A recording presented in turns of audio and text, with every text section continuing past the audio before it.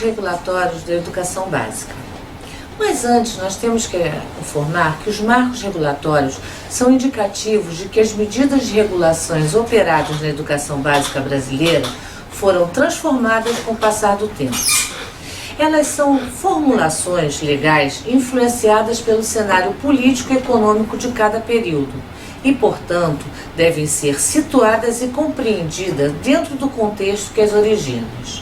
Vamos fazer um retrocesso, uma retrospectiva no tempo. Vamos para as décadas de 30 e 40. Os processos regulatórios dessa época dão mostra da falta de priorização da educação por parte do Estado, embora situada no contexto de projeto de desenvolvimento almejado por Vargas. E ainda na década de 40, a educação tinha um caráter centralista.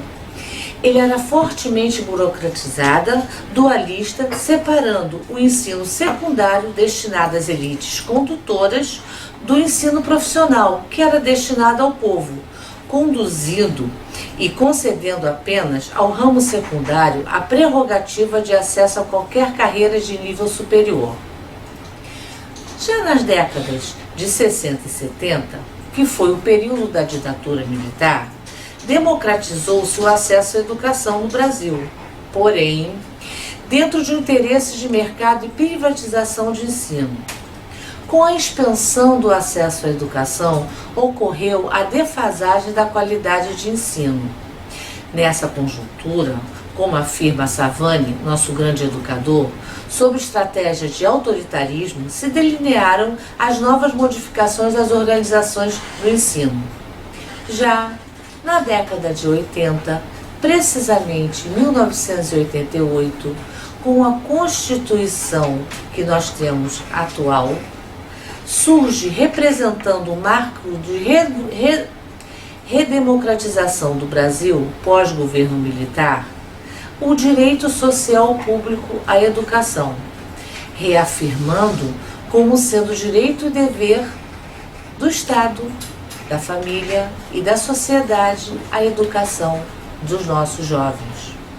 Consequentemente, já na década de 90, é marcada por um processo de ampla reforma da educação pelo governo brasileiro, envolvendo mudanças nos sistemas de ensino, na legislação, no planejamento e gestão educacional, no financiamento, nos currículos escolares e nas avaliações de uma maneira geral, entre outras tantas modificações.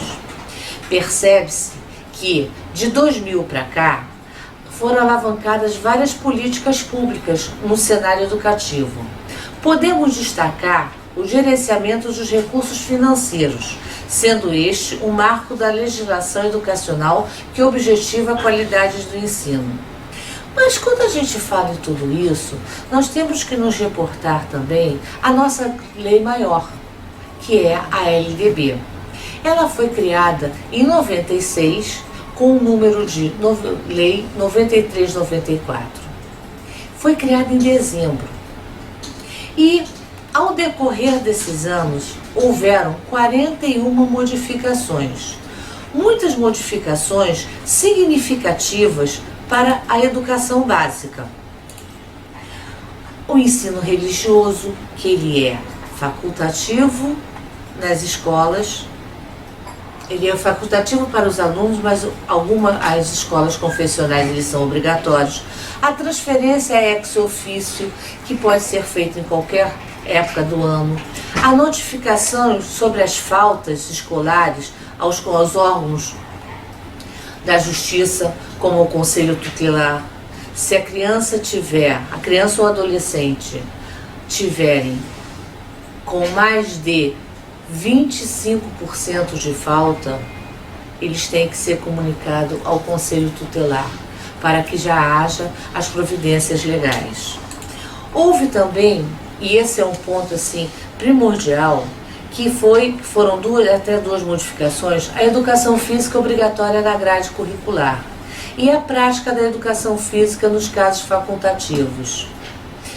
Senhoras e senhores, a prática da educação física nos casos facultativos é a prática e não a aula de educação física. A aula de educação física, a parte teórica, os alunos não estão dispensados. Eles estão dispensados da prática da educação física. Depois nós tivemos uma outra modificação também bem significativa para a educação básica, que foi a história e a cultura afro-brasileira, que também dá o que falar até hoje, porque ela já houve uma modificação, porque aí é história da cultura afro-brasileira, afro-indígena brasileira. E depois, em 2005, nós tivemos a mudança do ensino fundamental para 6 anos. E depois para 9 anos. A duração do ensino fundamental para 9 anos. Os 6 anos já estava dando complicação. Quando chegou em 2006, eles passaram para os 9 anos o ensino fundamental. Aí foi aquela reformulação. Quem estava no primeira série passou direto para o 3º ano no ensino fundamental. Quem estava no CA passou para o 2º ano. E com isso, é uma recomendação que nós damos sempre para os secretários que estiverem nos assistindo, que coloquem no histórico escolar essas informações. Depois, nós tivemos também a parte bem interessante, que foi os direitos das crianças e dos adolescentes no currículo do ensino fundamental, isso em 2007, para que eles possam saber quais são os seus direitos e seus deveres como cidadão. Depois nós tivemos uma outra, que é mais precisamente para as escolas públicas, em 2008, que assegura a vaga na escola pública de educação infantil e do ensino fundamental, mais próxima de sua residência, a toda criança a partir dos 4 anos. Por que a partir dos 4 anos? Porque a partir dos 4 anos, a educação infantil, ela obrigatoriamente, essa criança tem que estar inserida no contexto escolar. Aí nós temos também a filosofia e a sociologia como disciplina obrigatória nos currículos do ensino médio. É disciplina, ela não é parte transversal, ela é disciplina, todas duas, e é no ensino médio, não é no ano do ensino médio, ela vai nos 3 anos do ensino médio. Mais tarde, nós tivemos, em 2008 ainda, que foi o ano que nós tivemos muitas modificações na LDB, a obrigatoriedade do ensino da música na educação básica. O ensino da música, ele está no contexto das artes. Você divide artes em música, artes, arte cênica, teatro.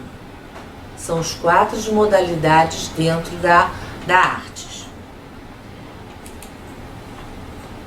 Outra coisa bem interessante é que em 2009 a LDB determina às instituições de ensino a obrigatoriedade no envio de informações escolares aos pais conviventes ou não com seus filhos. Vocês podem dizer assim para mim, mas Aurora, o que isso quer dizer com as diretrizes da educação básica? Muita coisa. Quem toma conta de toda a parte educacional dessas crianças? São os seus pais. Os seus pais não precisam ser só aqueles que têm a guarda, mas ambos. Então, na LDB foi posta a Lei 12.013/2009, que fala sobre essa determinação. Outra coisa também bem interessante foi o ensino de arte. Vocês lembram que anteriormente eu falei do ensino da música? Aí em 2010, eles fizeram uma confusãozinha nas nossas cabeças, porque eles colocaram o ensino da arte obrigatória e o ensino da música também obrigatório. Vou deixar este ponto de interrogações para que vocês depois possam discutir com os seus pares nas suas instituições. Outra coisa também em 2011 foi símbolos nacionais como tema transversal nos currículos do ensino fundamental.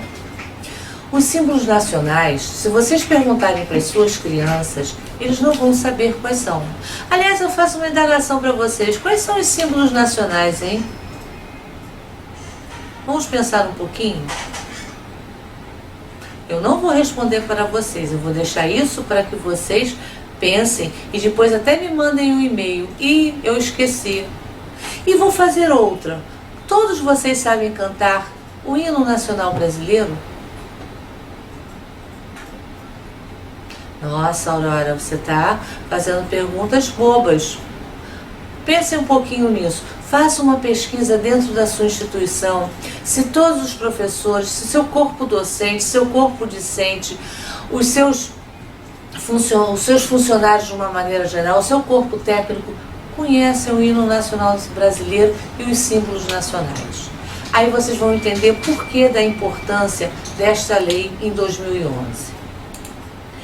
Outro fato também que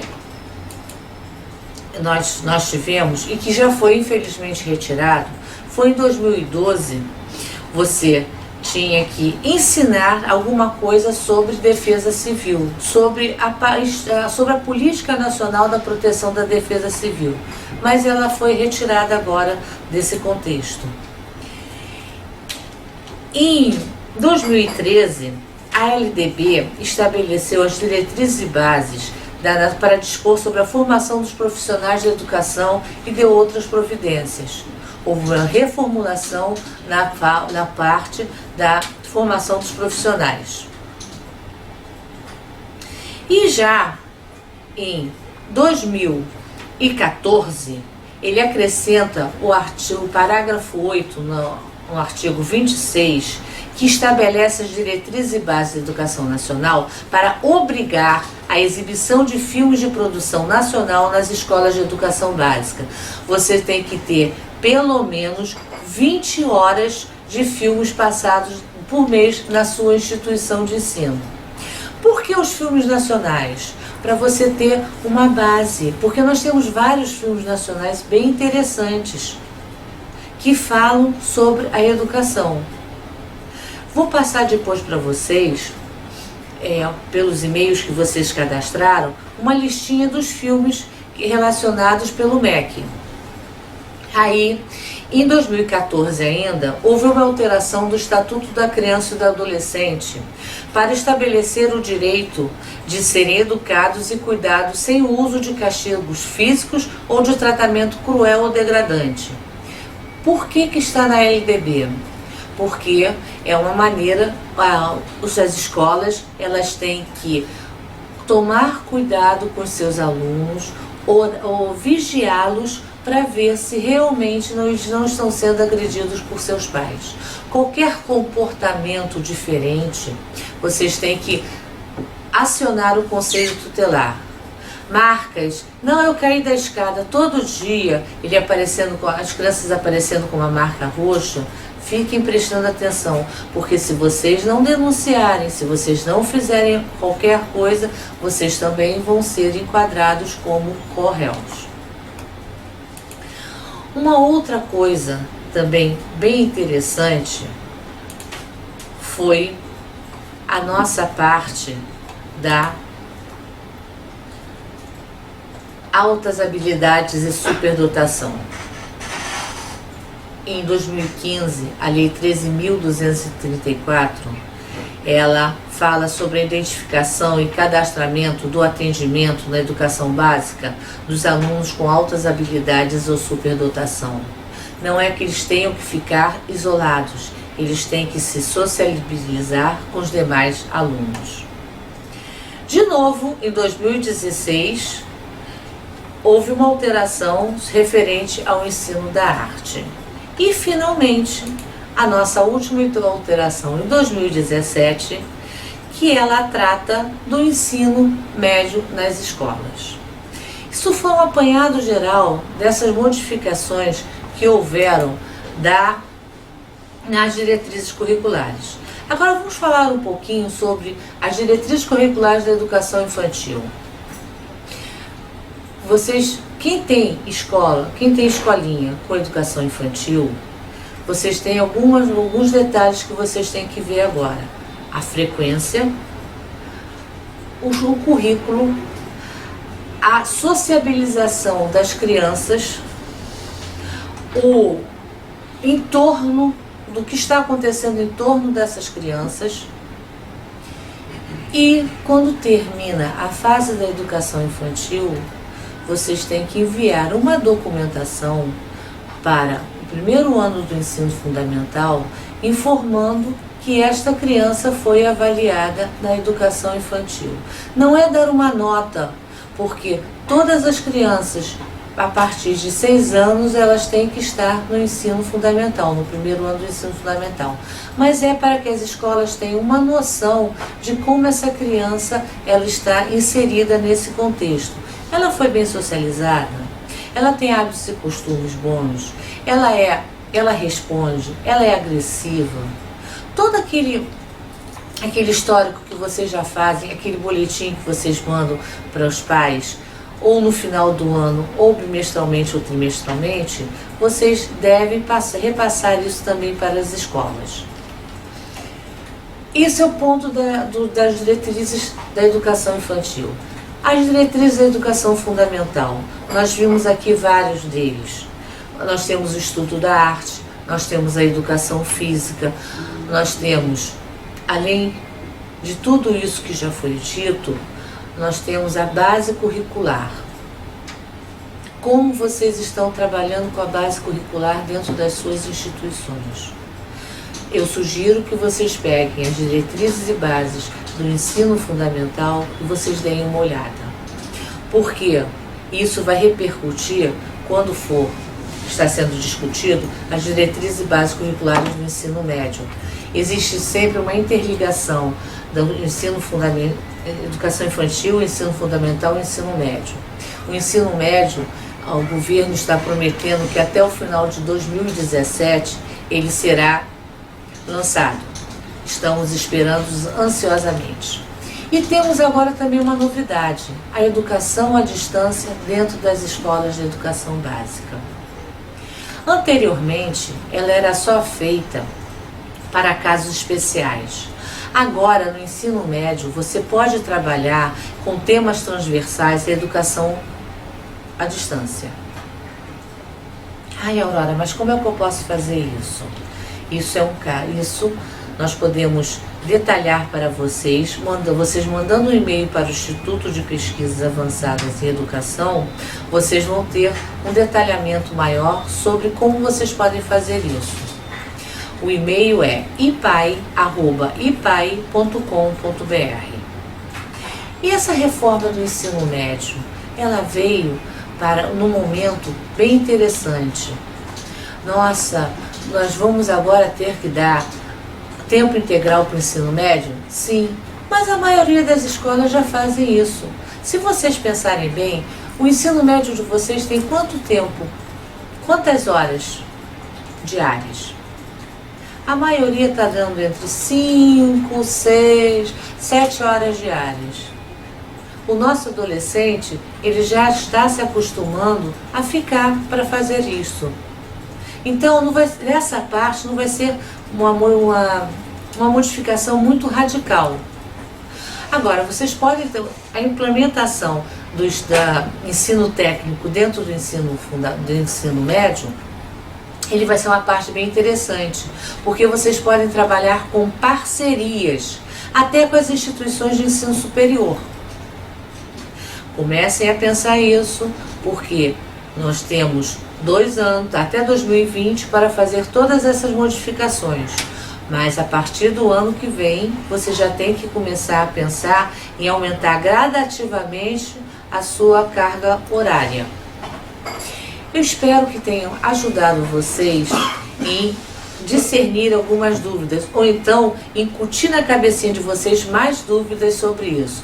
Mas nós estamos à disposição aqui no Instituto, no IPAI, ao que vocês precisarem. A nossa equipe técnica está à disposição de vocês e eu deixo novamente o e-mail do IPAI para que, se vocês tenham alguma dúvida ou alguma informação, para que vocês possam dar a mais para nós. ipai@ipai.com.br. Muito obrigada, até a próxima vez que nós estaremos juntos.